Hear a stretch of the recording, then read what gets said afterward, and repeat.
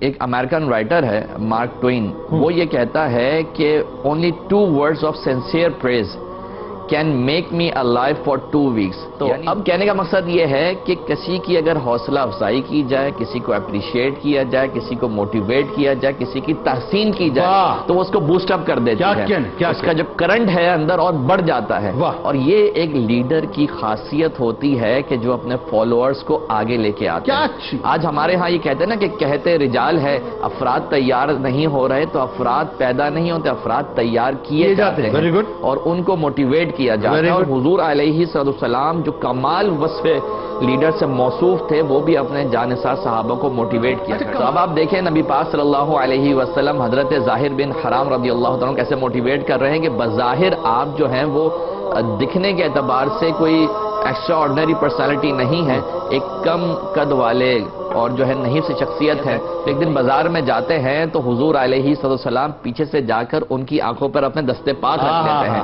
تو ساقی کوثر کے دستے پاک ان کی آنکھوں پہ آتے ہیں اور حضور پوچھتے ہیں کہ کون ہوں، تو پہچان لیتے ہیں کہ یہ وہی دستے پاک ہیں کہ جو کوثر کے جام پہ نہ پلانے والے ہیں. تو اب ظاہر بن حرام رضی اللہ تعالیٰ عنہ کے بارے میں کہا کہ کون ہے کہ ظاہر کو مجھ سے خریدے. تو وہاں پر حضرت ظاہر کہتے ہیں، اپنی عاجزی کا اظہار کرتے ہیں، مجھے کون خریدے گا.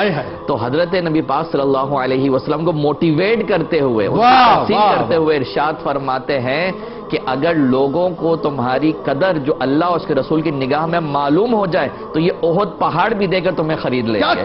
تو یہ موٹیویٹ کر. اس طرح اگر سخاوت کے بارے میں حوصلہ افزائی کی بات کی جائے تو حضرت عثمان غنی رضی اللہ تعالیٰ کا معاملہ آپ دیکھیں کہ جیش الاسرت کے موقع پر جب حضور ترغیب دلا رہے ہیں، موٹیویٹ کر رہے ہیں، تو وہاں پر حضرت عثمان غنی رضی اللہ تعالیٰ نے پہلے 100 اونٹ کجاوے سمیت، پھر 200، پھر 300 یہ سارے پیش کرنے کے بعد جو ہے حضور علیہ السلام ان کو کیسے موٹیویٹ کر رہے ہیں. تو راوی بیان کرتے ہیں کہ حضور ممبر سے نیچے تشریف لا رہے ہیں اور ہاتھ کے اشارے سے یوں کر رہے ہیں کہ آج کے بعد کوئی بھی نفل کام کی عثمان کو ضرورت نہیں ہے، جنت اس کے لیے واجب ہو گئی ہے. تو یہ حضور موٹیویٹ کرتے رہتے، لوگ تیار کرتے رہتے اور یہ ان کے اندر ایک انرجی کا باعث بنتا.